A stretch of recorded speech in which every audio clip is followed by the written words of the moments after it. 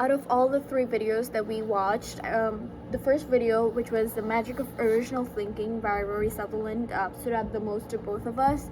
And in that video, he mostly talks about how the world's hardest problems cannot be solved through like a logical, conventional, the traditional way of thinking, and it requires a certain alchemy way of thinking, which is very imaginative and very out of the box.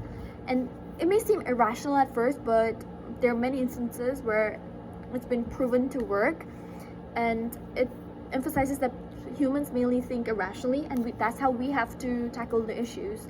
And we have, as marketeers, we have to think in a more irrational way to kind of solve that problem. So what specific examples stood out to you?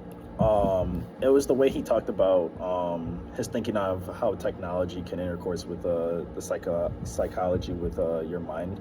For example, Sutherland, he talked about in the video his train incident where he figured out people were thinking, oh, how long my train ride's gonna be, instead of feeling like disconnected, where like he can apply technology with that so people can be distracted by their train ride. And he came up with like, oh, we can use technology by having Wi-Fi or having other sorts of things on the train so people feel more distracted than thinking, oh, how long my train ride's going to be, or like they'd be like, oh, I can watch this while my train ride. So it's just a distracting base, like where you're not thinking about one thing, so you can enjoy the ride itself instead of thinking about how long my train ride's going to be. Yeah, so using technology as like a distraction.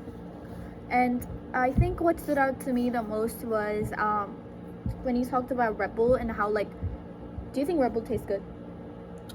I personally had Red Bull probably once, and I don't think it tasted good. It doesn't taste good, but however, it's one of the most popular drinks in the whole world. So the taste does not matter when people perceive the value of the product. And he also talked about how like there's psychological factors that go into people's purchase behavior. For example, like, have you seen those toothpastes like Crest, Colgate, where they have striped toothpaste, this additional feature in the toothpaste? I mean, it doesn't really change what the toothpaste really does, which is clean your teeth, but it adds like an extra feature which psychologically makes us believe that the stripes add no functional value, but it increases the perceived value of the product. And the idea might seem irrational at first. Like, you might think, okay, the regular Colgate is already doing its job, so why would you want to add like a stripe to it, which doesn't really increase the way it cleans your teeth? But psychologically, we will feel like, okay, it has a added feature that makes the product more worth it to buy, and more worth it to spend extra money to buy that product with the additional feature, even though it doesn't really make much of a difference. And the ideas may seem irrational at first, but it has been proven to increase the perceived value of that product. And there's one more example that we came up with together, which was about the Starbucks, what's it called, the coffee sleeve. And so with that, it's like in your mind, you're like, it's not changing the coffee. It's not, you're still buying the coffee. It's still going to taste the same, but it looks much better on the coffee. Exactly. And that way it grabs your attention. And the cardboard sleeve doesn't really change the taste of the coffee, like he said, or the temperature of the coffee or anything. All it does is makes the experience feel more comforting, and I guess it adds more of a value, more premium experience value, even though it's not doing anything to the taste of the coffee you're buying. So it doesn't have a functional value. However, it adds to the perceived value of the product, so it kind of justifies paying a little bit more. If Starbucks charges more for it, it doesn't really make us feel bad about it, because this is like what Rory Sutherland was talking about, how with the alchemy part of it, a small, seemingly illogical product feature creates emotional value far beyond its cost, so it kind of justifies paying that high price for that product.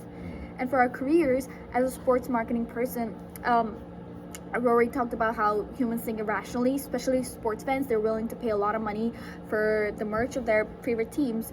If I were to sell Priyam a limited edition Josh Allen jersey, I think she would pay more money for it, because it's her favorite football player. So it kind of, I can take advantage of the irrational thinking of sports fans and create limited edition merch and market it in a way that makes it seem very prestigious even though the manufacturing costs like $15 to $20 as a marketeer, I can make more money off of it, making it seem more limited edition and special. And for my future career, which is sports management, I can design athlete people interactions experiences that can make them feel better and have more of an emotional feeling that can be connected with me and them, rather than a rational decision making that makes them feel disconnected. And like, for example, like if I'm a coach with an athlete or whatever, I can make them do drills with the other teammates, so they have more of a building connection with them, and it makes them feel more connected without them even knowing that they're building a connection with them and with the team, rather than them just doing the drills, going through the motion.